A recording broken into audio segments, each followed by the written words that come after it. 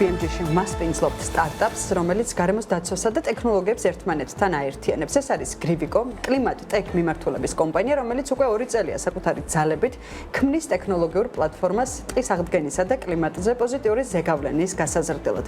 Griviko დასავლეთ საქართველოში ქმნის ფერმულ ტყეებს და სთავაზობს კომპანიებსა და ინდივიდებს ხეების სპონსორობის უნიკალურ შესაძლებლობას არა როგორც ერთჯერადად ეკოაქტს, არამედ როგორც გამჭვირვალე, გრძელვადიან და ეკონომიკურადაც გამართლებულ პროცესს. Griviko's დამფუძნებელი ზურაბ მესხიძე მოგვიყვება, როგორ შეიძლება გახდეს საკუთარი ხის ინვესტორი და როგორ ეხმარება ეს მოდელი როგორც ბუნებას, ისე ბიზნესებს მდგრად განვითარებაში.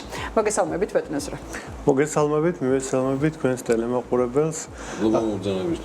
მადლობა თქვენ მოწვევისათვის. ნამდვილად ჩვენ უკვე 2 წელია ამ სტარტაპზე ვმუშაობთ, ცოტა განსხვავებულია იმ სტარტაპ ეკოსისტემისგან, რაც საქართველოში ამ ეტაპზე არის, თუმცა იმთავითო ჩვენი სტარტაპი არის გლობალური, იმიტომ რომ ეხმიანება იმ გამოწვევას, რაც არის ნახშირბადის გამონაბოლქვი, რაც არის პარიზის ხელშეკრულებით გათვალისწინებული 2015 წლის შემდეგ, რომელსაც 150-ზე მეტი ქვეყანა შეუერთდა და რატიფიცირება გაკეთებული და 2030 წლამდე და 2050 წლამდე შესაბამისად ნახშირბადის გამონაბოლქვის შემცირება და შეკვეცა უნდა მოხდეს, რომელსაც ეხმიანება დიდი სახელმწიფოებით, საშუალო სახელმწიფოებით და ასევე მათში არსებული ძალიან დიდი კომპანიებით. ჩვენი იდეა სწორედ აქედან წამოვიდა და ავიღეთ ერთ-ერთი ყველაზე დაზიანებული სექტორი პირდაპირ გითხრათ. ესაა რა თქმა უნდა ხეები და ზოგადად ტყეების განახლების პროექტების სიმცირე, იმიტომ რომ ყოველწლიურად ეს ჩვეულებრივი სტატისტიკაა, რომ 15 მილიონი ხით ნაკლები ირგვება, ვიდრე იჭრება მსოფლიოს გარშემო და ეს არის თან 90% არის ზუსტად ის ხეები, რომელიც არის ბუნებრივად ამოსული. ხო, ზუსტად ამისათვის ჩვენ გადავწყვიტეთ, რომ გვემუშავე მიმართულებით, რომ დაგვეწყო ეგრეთ წოდებული ფერმული ტყეების გაშენება და წარმოჩენა და ასევე ისეთი ხის გაშენება, რომელიც ყველაზე მეტ ნახშირბადს შთანთქავს, ამ შემთხვევაში საუბარი გვაქვს პალავნიას ხეზე. თუ კი შევადარებთ, თუ კი მაგალითად ნაძვი წელიწადის განმავლობაში 7 კილოგრამს შთანთქავს, პალავნიას ხე დღეში შთანთქავს 2.5 კილოგრამს. შესაბამისად, ესაა ყველაზე ისეთი ხე, რომელიც შთანთქავს და სწრაფად იზრდება. აი ეს ფაქტორები ზუსტად გამოვიყენეთ და პლუს ჩვენი სხვადასხვა ტექნოლოგიაში გუნდში გვყავს ისეთი ადამიანები, ვინც მუშაობდნენ როგორც Microsoft-ზე, ასევე Amazon-ზე და სხვა დიდ გიგანტებთან და გვაქვს გამოცდილება როგორც სერვერული ნაწილის, მონაცემთა ბაზების და ასევე ბლოკჩეინის მიმართულებით. სწორედ მაგიტო გადავწყვიტეთ, რომ აგვეღო ტექნოლოგია ბლოკჩეინი, გამოგვეყენებულია ეგრეთ წოდებული RWA, რაც ნიშნავს real world asset, ანუ რეალურად არსებული ასეტები. მაგალითად რო გითხრათ, მაგალითად იგივე ასეტები, ანუ აქტივები, რეალური აქტივი, რომლის რეპრეზენტაციასაც ხეებში გამოხატული. ეს ზოგადია ტერმინოლოგია, მაგალითად რო გითხრათ არაბულ ემირატებში ბინები იყიდება როგორც ასეტები, ჩვენ შემთხვევაში ჩვენ გადავწყვიტეთ, რომ ხეები გაგვეყიდა როგორც ასეტები და ეს არ არის მხოლოდ როგორც თქვენ აღნიშნეთ, ეს არ არის მხოლოდ ის, რომ კიდე ერთი მორიგი სოციალური პროექტი, რომ აი მაგალითად დავრგოთ ხეები. კი, ჩვენ ვდგავთ ხეებს, მაგრამ ეს არ არის უბრალოდ ხის დარგვა, ეს არის გრძელვადიანი ინვესტიცია, რაც მდგომარეობს შემდგომში და რაც არის ჩვენი ზოგადად პროექტის კონცეფცია, რომ ნებისმიერი ადამიანი შეიძლება გახდეს ეგრეთ წოდებული მწვანე ინვესტორი, დარგოს მინიმუმ 1 ხე, სპონსორობა გაუწიოს მინიმუმ 1 ხეს, ჩვენ ვდგავთ ამ ხეებს, შემდეგ ყოველწლიურად მიმდინარეობს ამ ხეების მიერ ნახშირბადის შთანთქმა, ამ შთანთქმის გადათვლა ხდება ჩვენს პარტნიორებთან ერთად, რომელიც არის საერთაშორისო ბრენდი, შემდეგ ამ ნახშირბადის შთანთქმის კრედიტებს ჩვენ ვანთავსებთ შესაბამის ბირჟებზე და ვყიდით დიდ გიგანტებზე, რომლებიც ვალდებული არიან ნახშირბადის შეამცირონ იგივე ISO სტანდარტით. ზურა, ამ შემთხვევაში, როდესაც გაიყიდება ბირჟებზე, ხო? ჩემ მიერ დაინვესტირებული ხე, ესე რომ ვთქვათ.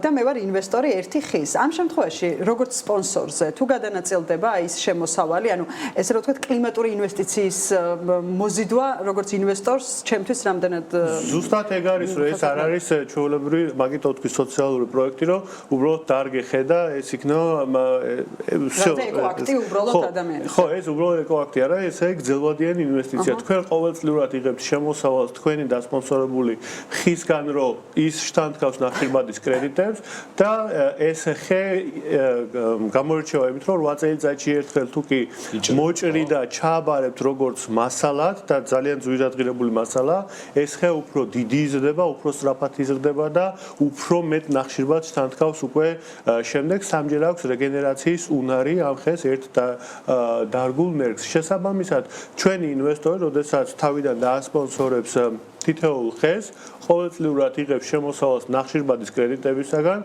უწყობს პლანეტას ხელს, რომ ისუნთქოს უკეთესად და უფრო მეტი ჟანგბადი გამოვიდეს და ხელს უწყობს ასევე ტყეების არ გაჩეხვას, იმიტომ რომ ფერმული ტყეების გაჩეხვა არ წარმოადგენს პლანეტისათვის დანაკარგს, იმისგან განსხვავებით, რომ მაგალითად იგივე, ვთქვათ, ამაზონის ან იგივე ჩვენი ტყეების გაჩეხვა რომ ამას ემატება 8 წელიწადში ერთხელ ხის მოჭრა. დიახ. რომელიც უკვე ფაქტიურად წარმოადგენს მასალას, რომელიც საკმაოდ ძვირადღირებულია. დიახ. და შესაბამისად აქაც მსგავსად ისქემა მოქმედებს გადანაწილებისას სპონსორებს მიდის ჩვეულებრივად სპონსორთან მიდის შეარი რაც თვითონ სპონსორს აძლევს საშუალებას რომ ინვესტიცია ზუსტად ეს რაღაცაში უნდა ჩადო ან ყოველწლიური ან გრძელვადიანი შემდეგ ბექი უნდა მიიღო ამ ყველაფრისგან ზუსტად ამას ვაძლევთ ჩვენს პოლონიას რეგენერაციის უნარები აღარ მახსოვს ვიცი უბრალოდ სისწრაფე და ეს ნახშირბადის შეწოვა, მაგრამ თვითონ რეგენერაციის უნარი აქვს. სამჯერ აქვს რეგენერაციის, სამჯერ შეუძლია მინიმუმ რეგენერაცია გააკეთოს და ჩვენი მხრივ, ანუ ჩათვალეთ, აი ინვესტორი, რომელიც ჩვენთან იწყებს მუშაობას, 24 წლის განმავლობაში იღებს ჩვენი კომპანიისგან დივიდენდებს შესაბამისად, ეს არის როგორც გრძელვადიანი, მწვანე და რა თქმა უნდა, პლანეტისათვის ამ ყველაფრიდან გამომდინარე, რაც ახლა უყურებთ ჩვენ მათ შორის ეკრანზეც, რეალურად რა ფართობია უკვე ათვისებული ამ დროისთვის ან დასაწყისიდან გამომდინარე რა მოცულობაზე გახვედით თავად მწვანე ნარგავებისა გულისხმობ პოლონიას ხო ჩვენ გვაქვს დიდად პოლონია ხო პოლონია ძირითადად თუმცა შემდეგ რა თქმა უნდა გვინდა რომ სხვადასხვა სახეობებზეც გადავიდეთ და ჩვეულებრივ ფერმერებსაც მივცეთ საშუალება რომ ეგრეთ წოდებული პასიური შემოსავალი ქონდეთ ჩვენი ბიზნეს პროცესი არის ორგვარი ერთი როდესაც ჩვენთან უწევს ინვესტორების სპონსორობას და ჩვენ გავთხევს და ასევე არის როდესაც პარტნიორი ფერმერები, ვისაც უკვე დარგული აქვს ეს ხეები და დასავლეთ საქართველოში საკმაოდ ბევრი აღმოჩნდა ასეთი. თუ კი ამ ხის კონკრეტულად ამ ხის ხო, უბრალოდ ისინი ელოდებიან შემოსავალს 8 წლის შემდეგ. ანუ როდესაც დარგავ სუფთა ხის მასალას სუფთა ხის მასალას ჩავარო. ჩვენ ამ ადამიანებთან მივდივართ და ვეუბნებით, რომ ჩვენ გავაციფრულებთ თქვენ ხეს და 8 წლის შემდეგ თქვენ აიღებთ თქვენ შემოსავალს, ჩვენ არ გეხებით, უბრალოდ ყოველწლიური შემოსავალი გექნება დამატებით. და ამაზე რა თქმა უნდა თითქმის ყველა თანახმა დაახლოებით 12 ასეთ ფერმერთან მქონდა საუბარი და საუბარია 65 ჰექტარზე მეტ დარგულ უკვე ხეებზე და ჩვენ დარგვის პროცესი ეხა დავასრულეთ ეს ყველა ტექნოლოგია და შესწავლის ეტაპი და ეგრეთ წოდებული კვლევების ეტაპი და უკვე ამ გაზაფხულიდან ვიწყებთ უკვე ჩვენი ხეების დარგვა შესაბამისად ჩვენი ხეების სპონსორობა ძალიან მალე შეიძლება ნებისმიერ ინვესტორს რა მოცულობას გეგმავთ ჩვენ გეგმავთ 20000 ხის დარგვას პირველ წელიწადს, იმიტომ რომ ამდენივე ნერგი გვაქვს სათბურებში და შესაბამისად ეს გულისხმობს 50 ჰექტარს. საქართველოს სათბურებშია? კი, საქართველოში გვაქვს და საუბარი არის 50 ჰექტარზე, იმიტომ რომ თითოეულ ჰექტარზე მხოლოდ 400 ხე ირგვება. ანუ ჰექტარზე 400 ხე. 400 ხე ირგვება, იმიტომ რომ 4 მეტრი ნახევარი უნდა იყოს დაახლოებით დაშორება მათ შორის, რომ შესაბამისად კარგი გაიზარდოს და დიდი ფოთლები ქონდეს. და სად არის ეს ტერიტორიულად, სად გეგმავთ? ძირითადად გეგმავთ დასავლეთ საქართველოში, იმიტომ რომ ტენიანობა და შესაბამისი ნიადაგი უწყობს ამას ძალიან პირობებს. აღმოსავლეთ საქართველოში ჩვენ ბევრი ფერმა გვაქვს ნანახი, თუმცა დასავლეთ საქართველოს უფრო სწრაფად ზრდის კლიმატიდან გამომდინარე. ეხლა სტარტაპი რა ეტაპზე არის, აი ტექნოლოგიური მხარდაჭერით და ინვესტორების მოზიდვის კუთხით, არა მხოლოდ ხის ინვესტორი როგორც ტექნოლოგიურად მხარდამჭერი კომპანიების მხრივ? ტექნოლოგიური მხრივ ჩვენ გვყავს ერთ-ერთი ყველაზე დიდი გიგანტი პარტნიორად, ეს არის Google და Google for Startup-ში გავედით, რაც ნიშნავს იმას, რომ Google-ის კრედიტები გვაქვს პირდაპირ, საწყის ეტაპზე ახლა გვაქვს $2,000, რომელიც $20,000-ით გადადის, შემდეგ როგორც კი ამას ამოვწურავთ და შემდეგ არის $200,000 და რაც ნიშნავს იმას, რომ Google-ის სერვისების სრული ეგრეთ წოდებული მხარდაჭერა გვაქვს და ვიყენებთ მათ სერვისებს. ეს იქნება Google ARC, ეს იქნება Vertex AI, რომელიც თვლის ზუსტად იმ ადგილებს და ნახშირბადის რაოდენობას, ასევე რა თქმა უნდა Gemini და სხვა მრავალი ფუნქცია, რომელიც Google-ს აქვს. ამ შემთხვევაში ჩვენ დავასრულებთ პლატფორმაზე მუშაობა, დავასრულებთ ეგრეთ წოდებული MVP იმისათვის, რომ ხალხს გაუმარტივდეს შემოსვლა, იმიტომ რომ ბევრმა არ იცის მაგალითად იგივე Web3 საფულეების გამოყენება. ამისათვის ჩვენ გავაკეთეთ ეგრეთ წოდებული ტრანსფორმაცია. ჩვენი მთლიანი პლატფორმა აგებულია Web 2-ზე, ჩვეულებრივ Web გვერდზე, სადაც მარტივი არის რეგისტრაცია და შემდეგ უკვე, როდესაც ადამიანი დარეგისტრირდება და დაასპონსორებს, ჩვენ ავტომატურად უკეთებთ მას Web 3-ზე ინტეგრაციას და ვაძლევთ მათ კოდს, რომელიც არის მათი უნიკალური და შემდეგ უკვე ნებისმიერ ადამიანს შეუძლია ნახოს, რომელმა ადამიანმა რამდენი ხე დარგო მაგალითად, რამდენი ნახშირბადი შეამცირა და ეს ნახშირბადი კრედიტები შემდეგ უკვე რომელმა კომპანიამ იყიდა მაგალითად, ჩვენი ასეთ ძალიან გრძელვადიანი ხედვა, რომ მაგალითად Apple-ის იუზერები, რომლებიც უნდა Apple-მა თქვა თვითონ რომ მთლიანად 2050 წლამდე ჩვენი მთლიანი პროდუქცია იქნება ნახშირბად ნეიტრალურიო, ნუ ჯერჯერობით სულ ბოლომდე ეს კარგად არ გამოდით და ჩვენ გრძელვადიანი ხედვა არის, რომ თითოეულ ამ იუზერს მაგალითად თითოეულ ჩვენი ხე ქონდეს, ხო?